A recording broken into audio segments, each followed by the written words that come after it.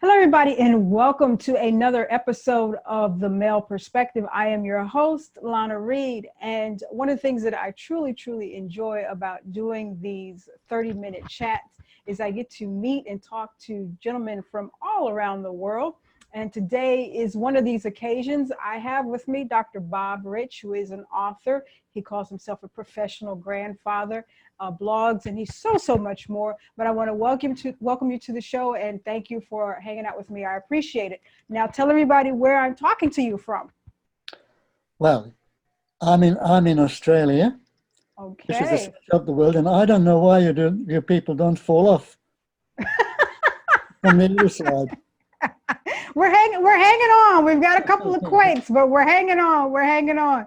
You know, when I was researching everything, all the wonderful stuff that you do today, I was on your website and I saw the picture of you and the kookaburra, right? Kookaburra, yeah. Kookaburra, and I said he really is in Australia, right? That's just a cute little picture. So you're an animal lover? Well, birds are my favorite people on this planet. Okay, okay. Why is Hmm. that? Well, they're beautiful, and they're interesting, and they make me laugh. They make me feel good. Like there Awesome. was this Chinese sage who said something like, "Look how happy those fish are." How do you know they're happy? Looking at them makes me feel happy. Oh, I love that. I Hmm. love that. That's nice. That's nice. So I want to move into one of the things when we were emailing back and forth. You are lovingly, affectionately called a professional grandfather, and I want to go into why are you called that? How you got that term of endearment? Why do people call you that? Well, that's my profession. I've retired 5 times from five Oh, different things, but I'm still okay. going strong as a professional grandfather. And well, it started when I was way too young to be a grandfather in 1972. I had two little kids, and I was supposedly writing up my PhD thesis. But that was boring as, I'd done all the research, just had to write it. So to stay awake, I read up on other things, and because I had little kids, that was what's the future going to be? There is actually a science of futurology where you look at current trends and extend them to see where they go. And that was terrifying. Mm, Basically, what the information then did was to predict today's world. And that's absolutely horrible. So I became an environmental and humanitarian activist. okay. So ever since then, I've been working for a survivable future and a future worth surviving in. Without the second one, the first one, I mean, why bother surviving if it's going to be horrible? So I want to make it a better world. As I got older, it's been, well, I've got lovely grandchildren who are genetically related to me, but also starting in 1999, I was answering questions of despair on the internet. And I'd say 3/4 of them are from young people. And many of them keep in touch with me for years, some even decades. Like there's a young man in Ireland who's now a dentist. Well, his first contact was, there are two people in my school I don't want to kill. Wow. So I let him out of there, and he's my grandson. Oh. And we've never met, but there is a 30-year-old young man in Sweden who was terribly depressed. He has my depression book in his phone, and when he starts sliding down, he reads a chapter.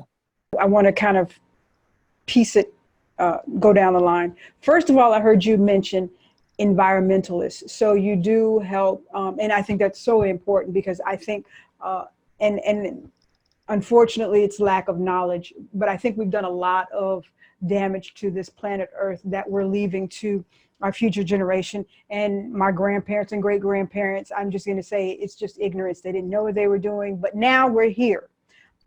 So what do you think, or what are the things that you are doing to kind of shift that so that we can leave a better planet for great grandchildren? What are the things that you're doing? Well, probably since the start of agriculture 10,000 years ago, but with more impact since the start of the Industrial Revolution. Every generation has been stealing from its future.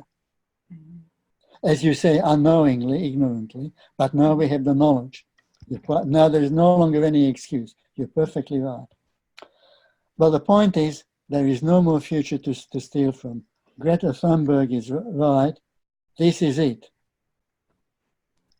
So what do you say to, I mean, not to interrupt you, but what do you say to people who say there's no such thing as climate change and, you know, it's just a whole bunch of hogwash? Okay. In the last couple of days, there was a new research paper came out which has researched that very issue, that opinion. Where does it come from? And it's a very powerful one. And well, I posted a blog post yesterday on it. Basically, that belief exists in considerable numbers in the United States, in Australia, and very, very much less anywhere else. Wow. In the United States, it's funded by the oil industry. Okay. In Australia, it's funded by coal. Because Australia got much of its wealth exporting coal. So all that money is being used to fund this information. Okay. Everywhere else in the world, it's not a political issue and it's not something to be debated. It's simply known that we are destroying this planet by the climate catastrophe. It's not a question of is it true or is it not? It's more a question, how can we act in the most effective way as quickly as possible? Anyway, we can ignore climate change, which is only one of many symptoms.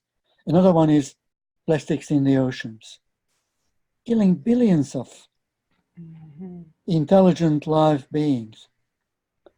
Anything from little tiny baby turtles to huge whales. Yes. Another one is while we're in the sea, ocean acidification. Even people who deny climate change cannot argue that all the carbon dioxide dissolved in the water is also killing things. For example, well, anything which has calcium in it, like snails, seashells, and people eat seashells, various kinds. The coral reefs, which are the breeding grounds for so many species, and so on. And look, I don't want to go into a long lecture. So I've got an interesting discussion, but you did tickle me up on a sore spot. So you know, I could go on for hours about that. But basically, I'll just shortcut it. There are the most important one actually is not really climate change, but poisons. Okay. All the agricultural and other poisons we put into the environment are killing insects. People talk about the beehive because it affects honey, but all the insects. 20 years ago, if you drove along in a car, the windscreen got splattered with dozens of insects. Yes. It doesn't happen anymore, anywhere in the world. And that's a personal thing that you can see to indicate what's happening. Yeah. You mentioned, go ahead. But the thing is, insects pollinate. About 1/3 of land plants will die out if too many pollinators die, including many of our fruit plants. And insects are at the base of food chains. Yeah, I don't, well, a lot of people don't understand, I think, and I guess maybe a lot of people don't want to understand how the whole ecology of insects and everything, and how they really help us get what we need as human beings to live and thrive. Yeah, well, there is a famous biologist called Watson who said, if humans were to disappear, everything else would be better off except for a few of our domesticated species. If ants were to disappear, then all ecosystems would collapse. Well, ants are insects. It's more than ants. There have been recent studies, something like 87% of insects had disappeared from Puerto Rico in, 45 years. And 37% of flying insects in Germany in a much shorter time period. Like, I forget, I'd have to look up the data. Yeah. But anyway, all of these are symptoms. The basic disease is a global culture which reinforces and encourages greed, mainly greed. And that's what's killing us. Yes. I was watching some footage of a forest being, just leveled out so that they could build, so they could build homes for humans. And I was like, well, all of the life forms that you're dislocating for us, I said, how insensitive, but for us to be human beings and supposed to be higher level thinking creatures, it seems like we're so stupid. We don't see the downline effects of our actions. It's not just insensitive. It's actually suicidal. Mm-hmm. We are not apart from nature. We're a part of nature. That's true. That's right. And go ahead. Well, my everyday source of despair is just this. I hate humanity. I love people.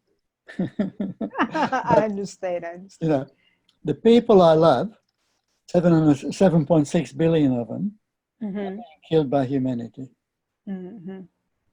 And that causes me a great deal of despair. And I've developed tools for it. Okay. And that's what my book is about. Okay.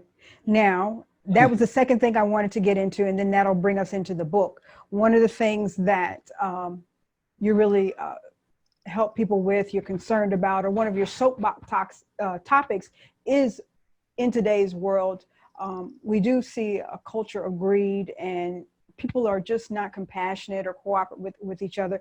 And I just remember, I'm 50 years old. So I remember when I was a little girl, like everybody, we were in this together, you looked out for each other. But today's society, everybody is just me. It's all about me. And I don't know if it's perpetuated by, a lot of people say social media, but you see a lot of festering ground for dysfunctional behavior, bullying, selfishness.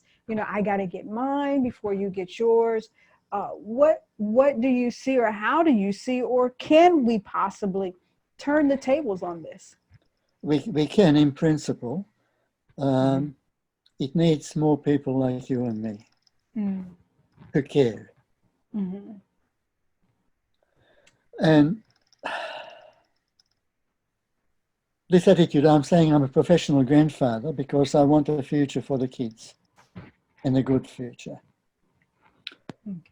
Look, my moral code is, above all, do no harm. If you can, do good. If you can't do good, change the situation until you can. Mm-hmm. Now, I guess maybe that's the issue that we're struggling with, because you said your moral code. Maybe as a society, there's so few of us that have moral codes, possibly. Maybe that's the issue. The global culture has evolved, or maybe pushed that way, to encourage the worst in human nature. Greed, aggression, short-term thinking. It's best exemplified by retail therapy. Stuff. Yes. Suppose I have a radio, and I bought it 30 years ago and it's still working. I'm happy with it. I'm not interested in all the new gimmicks that new radios might have. It's okay. That means I'm not contributing to the economy. So that radio, the new radio, has got to have features that I just can't do without. That society's got to be changed to the point that if I don't have the new features, I'm missing out on some serious stuff. And the radio's got to break down. So and it has to be non-repairable, so I have to toss it out and buy a new one. So in order for me to fuel industry, to provide employment for other people, and more important, to pass on money to the 1% who have it all, I've got to be dissatisfied with what I've got. If Awesome I'm happy point. with my life, I'm not going to be buying. And if I'm Awesome. not going to be buying, I'm not going to be a busy little wage slave. Mm-hmm. So the entire world is built on dissatisfaction. You've got to make people unhappy. Awesome point. Awesome point. I don't know about how it is in Australia, but I know a lot of times when I, move about here in the United States, and you're looking at the differences in the socioeconomic levels, the people that exist in these levels. A lot of times I see people who can't even afford all of these gizmos and gadgets, and they'll have like the latest and newest $800 phone, and it just seems to be so displaced, and it seems like a cycle that keeps people in the lower 99% and the 1%, and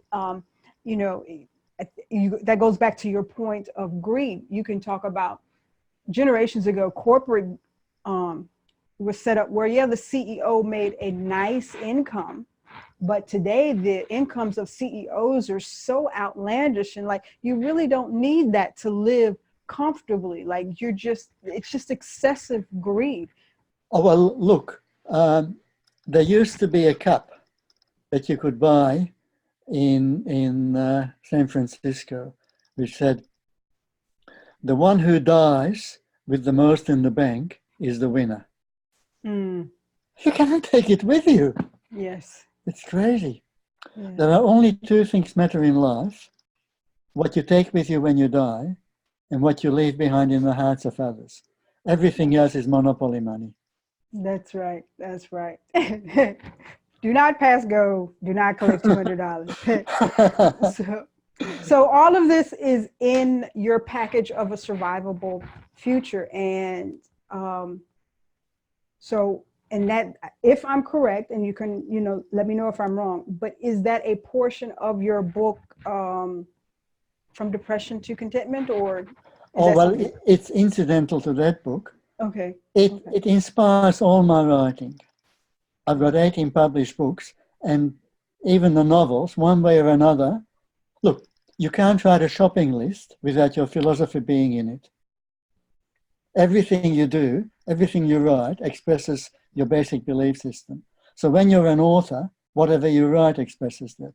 So if you find a person writing about billionaires, you know that there is sort of materialist orientation. Okay.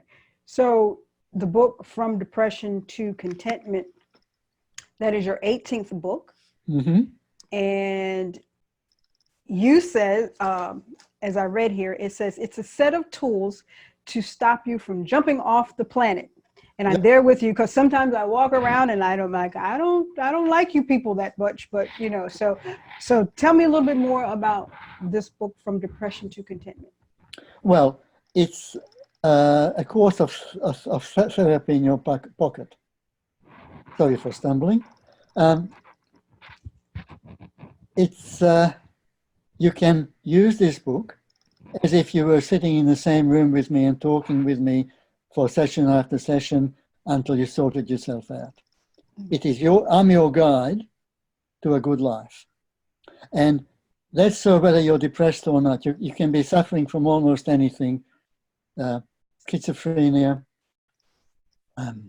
anxiety disorders, or just normal life. I mean, normal is the walking wounded. But wherever you're starting from, the tools I present are research-based. So, there's all the psychological research showing they work. And I use them in my own life. And I've taught them to, don't know how many hundred people. Mm-hmm. Okay. I'm curious, and maybe you can answer this question for me or not, but you've been in the world of psychotherapy for many, many years. Have you noticed a trend possibly in the problems that people struggle with today versus the psychological problems struggled with maybe generations ago? Well, there are fashions. Mm-hmm. It's sort of the placebo effect in reverse, if you like. Okay. In Victorian times, women had fainting spells.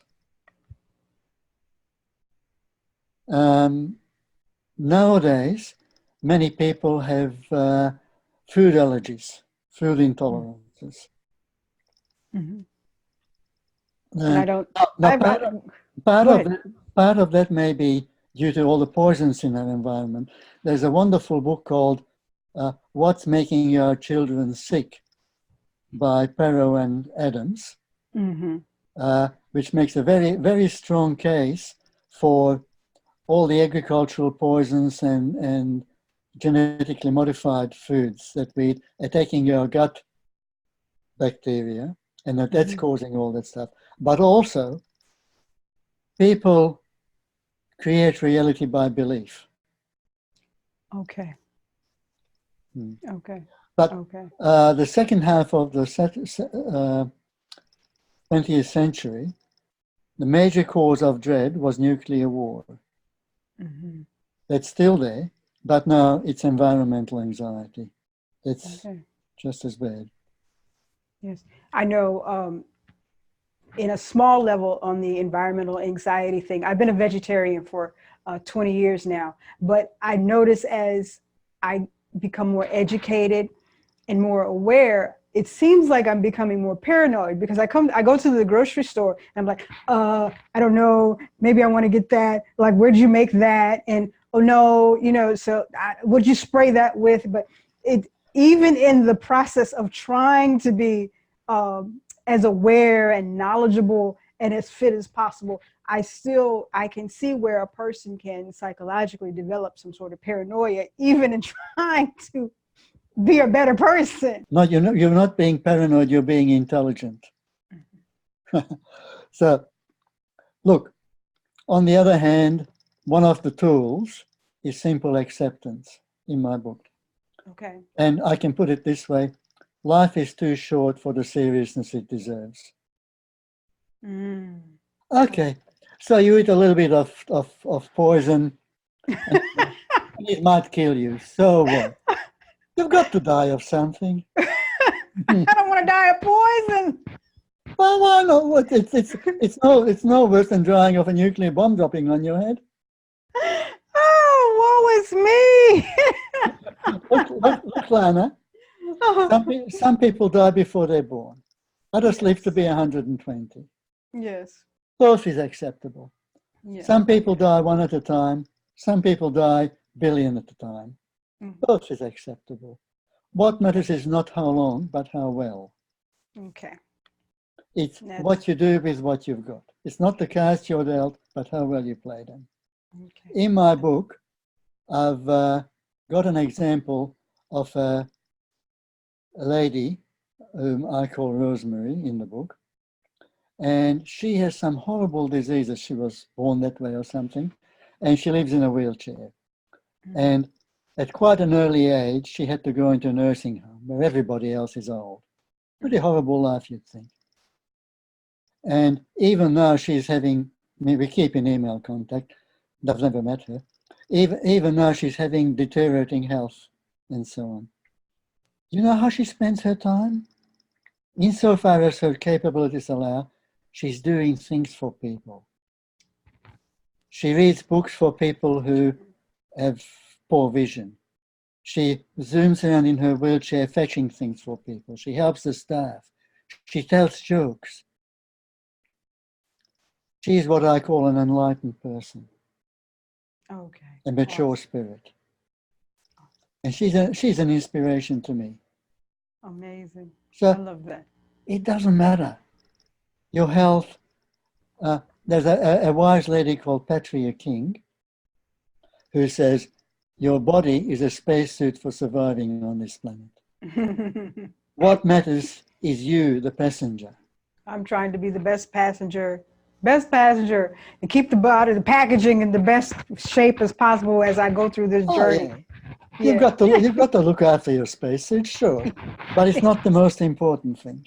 Okay, what we leave behind, what we leave behind. We're planting trees today that we won't see blossom later on. Yeah, there's a Chinese proverb. The best time to plant a tree is 250 years ago. The second best time to plant a tree is now. So we're going to plant some trees now. Now, when we were getting ready for today, you mentioned, oh, no. You mentioned earlier that one of your clients or one of your grandchildren has the book on his phone. So this book from depression to contentment, Yes. it's available on like a Kindle, or so people can have it access. It's available in the Kindle version and in the EPUB version, which is like Barnes and Noble and Kobo in that. Okay. And also PDF if that's what you wanted, and actually on paper. Now, this is your 18th book. What are some of the topics of your other books, or is this generally what you write on? Well, the first book was basically how to build your own house with your own hot little hands. Because I was wanted to build my own house, and I didn't have a clue. So what I did was I got a job as a laborer in the building trades, one trade after another. So I'd work with a concreter, learn how to do it, do the concreting for my house, and then wrote it up for a magazine called Earth Garden. Then I'd work with a carpenter, learn how to do the frame. I did some framing for myself, wrote up how to do it. And this ended up in a book that sold hundreds of thousands of copies and has been reviewed as the Australian Owner Builder's Bible. First came out in 1986. The fourth edition went out of print in February 2018. Awesome. Then the second book was Woodworking for Idiots Like Me. and me. If I can do it, you can learn it. Because at one time, my brother-in-law said, Bob, you're the most impractical person on this. And he was right. But I've been involved in building about 50 houses. I've made all sorts of things. If I can do it, you can do it. Okay. And then I got into, at one stage, the money ran out more than I wanted. And so I went in for training as a nurse. But because I live in the country, I had to live in a nurse's home. And I was surrounded by all these gorgeous 18-year-olds. So I had a choice, make a fool of myself or do something constructive with my off time. So I started writing short stories. Okay. And when the first one I submitted to a contest won a second prize, I was hooked. And so then I started writing novels. And my favorite book probably is a biography of a woman who achieved the impossible and survived the unsurvivable more than once.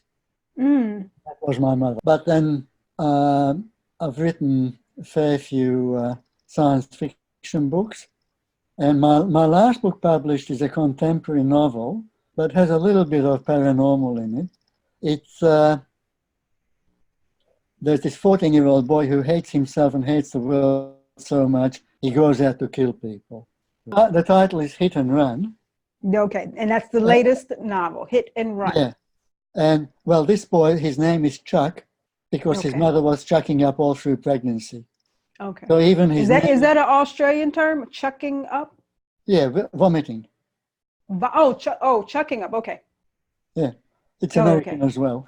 Yeah. I was just wondering, I didn't know if I was thinking the same line. Okay, so no, vomiting, okay. Because I'm an editor, I'm bilingual. Okay. It's a different language. Yes. So she was chucking up. Well, and anyway, so he hated the world. He went out to kill people. But this old lady basically inspired him to become a better person. Now, I think of all the reviews, there might be a couple of 4-star ones, but they're mostly 5-star. People love this book. Okay. It grabs you in the heart. Okay. Now, that one's available on Kindle? While I was writing it, I wasn't thinking about it, but it's actually based on research. there's a lot of research done on what leads the worst criminals in the world into becoming good people, and it's identifying with and wanting to model on someone they admire. Mm-hmm. So next time you have an opportunity to lead a young person by being a good person yourself, that's the way to do it. One of the other books is Ascending Spiral, which is actually my life story, but I fictionalized it to protect the guilty. There can't be too many guilty. You've lived a wonderful life. Oh, no, I'm not the guilty one, but Oh, okay. there is a person who basically stole from me and then built a fortune of 20 million. Wow.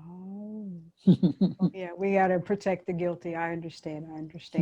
So we've got 18 novels here. Now you also, you have a blog out that you mentioned earlier that you just posted a blog. So where's that located at? How can people find that? Well, bobbing around, if you look up Bobbing around. I mean, my name's Bob, so it's easy to remember. If you looked it up, any search engine will take you there. Okay. So what things do you have coming up? What's the next big venture? What you doing? Well, the next thing will be my publisher has just told me to revise the book, the depression book, so to make it suitable for audio. Okay. So that'll have to be. But since 2015, I've had a science fiction project. I'm working on the 5th book and I'm submitting the 1st book for publication. And that started because I've got a book about writing, which I'd like to write one day. And I wanted some examples of characterization. And these 2 teenagers came to me. Okay. And they told me their story. And they kept pestering me, so I had to put the writing book away and had to write about them. Okay. As I ended up, and what I didn't know at the start, but one of these books actually is the reincarnation of some interesting people like Socrates and the Buddha and King David and Jesus.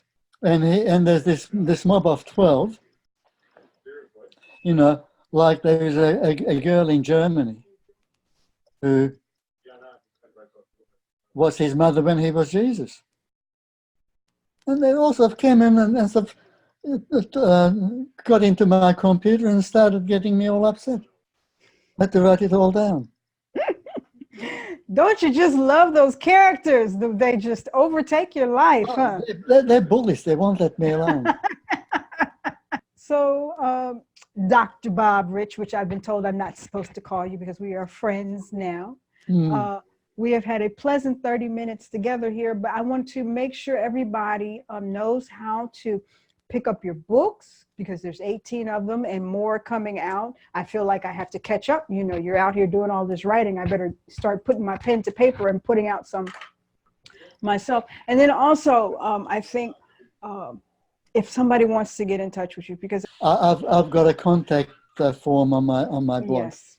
Okay. So anybody can contact me there.